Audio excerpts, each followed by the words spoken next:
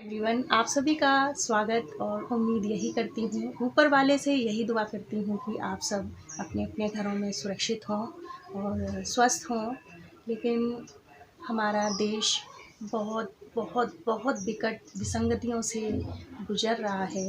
आपने कल ही सुना होगा, न्यूज़ चैनल सब दिखा रहे थे कि किस तरीके से सुबह सुबह विशाखापट्टनम में एक जहरीली गैस का रिसाव हुआ और लोग गश खा खा कर बेहोश होकर के जहाँ तहाँ इस तरीके से गिरे पड़े थे कि लग रहा था कि इनमें जान ही नहीं है। और 9 लोगों की मृत्यु तो कल ही हो गई, जिसमें एक बच्चा शामिल था। और इस तरीके की दुर्घटनाएं घटित नहीं होनी चाहिए, क्योंकि कोरोना वायरस की मार तो हम झेल ही रहे हैं और उससे उत्पन्न जो बहुत सारी समस्याएं हैं उनको फेस कर रहे हैं। क्योंकि जो लोग बेरोज़गार हो चुके हैं, नौकरियां खो चुके हैं, तो भूख तो उनके सामने एक विकराल समस्या लेकर वैसे ही खड़ी हुई है। दूसरा, बीमारी, यानी जो लोग इसके चपेट में आ गए वो कैसे सही होंगे उसको लेकर चिंतित हैं। तीसरा, जिन लोगों ने इस कोरोना वायरस की वजह से अपनों को खोया है वो अवसाद से नहीं उबर पा रहे हैं।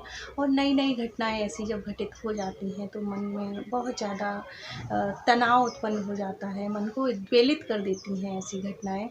आज एक और दुर्घटना घटित हुई कि जो मज़दूर वापस अपने घर की तरफ लौट रहे थे वो रेलवे ट्रैक पे सो गए और रेल उसको कुचल करके आगे निकल गई। तो बहुत मन को कष्ट होता है ऐसी दुर्घटनाएं के बारे में जब सुनती हूँ।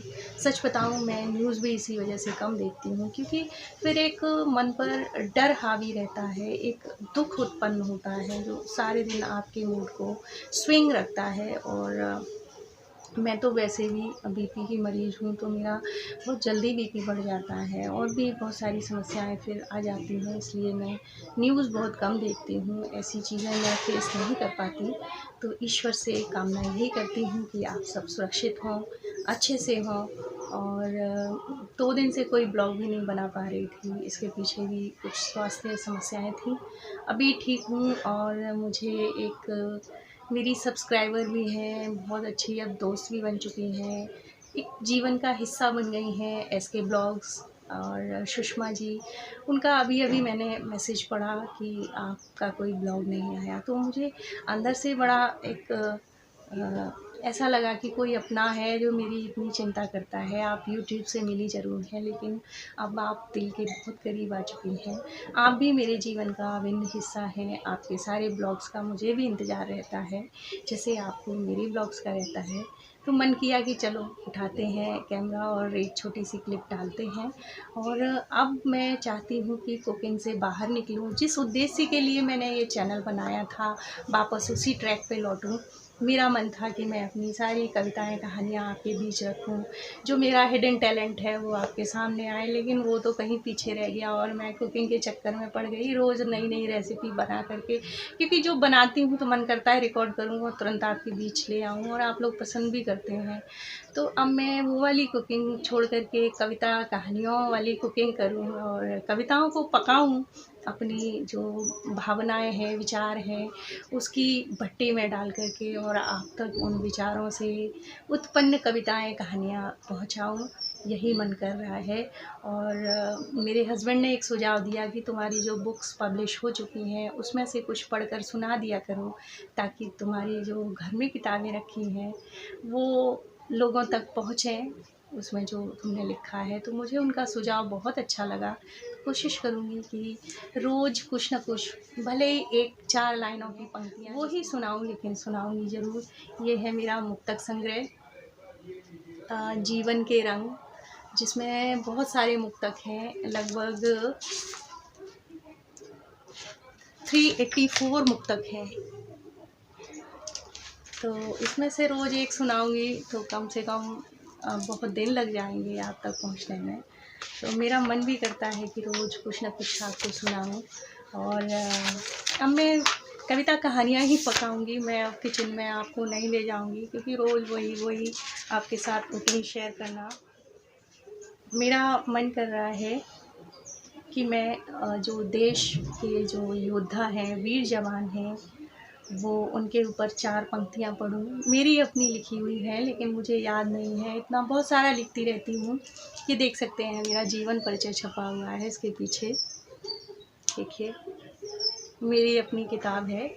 तो इसमें दूसरे नंबर का जो मुक्तक है वो मैं आपको सुनाने का प्रयास कर रही हूँ। तहत में ही सुनाऊँगी, मैं कभी तरन्नुम में नहीं सुनाती हूँ, गला मेरा अच्छा नहीं है। कि देश की खातिर हथेली पर सदा हम जान रखते, देश की खातिर हथेली पर सदा हम जान रखते, अन्न जल खाते जहाँ का हम वहाँ का गान रखते। यानी उसी का गुणगान करते हैं, अपने देश का गुणगान करते हैं कि देश की खातिर हथेली पर सदा हम जान रखते, अन्न जल खाते जहाँ का हम वहाँ का गान रखते। ये बच्चा बच्चा जानता है भारती के लाल हैं हम, बच्चा बच्चा जानता है भारती के लाल हैं हम। मिट्टी की खुशबू समेटे, मिट्टी मिट्टी की खुशबू समेटे, दिल में हिंदुस्तान रखते, देश की खातिर हथेली पर सदा हम जान रखते। इसको मुक्तक कहते हैं। जो साहित्य से जुड़े लोग हैं वो जानते हैं कि मुक्तक एक विधा है लिखने की। गीत का आप जो अंतरा होता है वो समझ लीजिए कि वही है। ये 4 लाइनें होती हैं और तुकान यानी तुकबंदी होती है।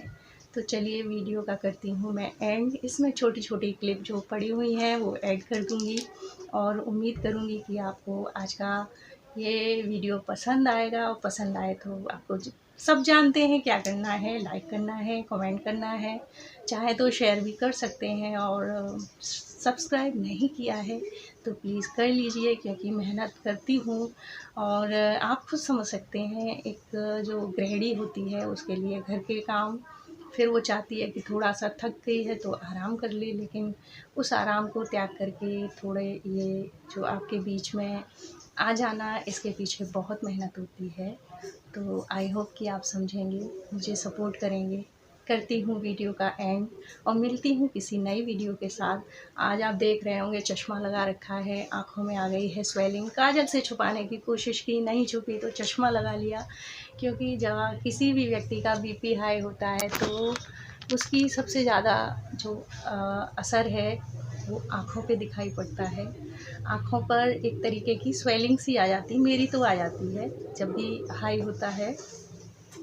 तो चलो ये तो रही बात की बातें, आपसे लेती हूँ विदा एक नई उम्मीद के साथ, नई होप के साथ कि आपके साथ फिर से अच्छा टाइम व्यतीत करूँगी। और मिलती हूँ किसी नए ब्लॉग में, तब तक के लिए बाय बाय।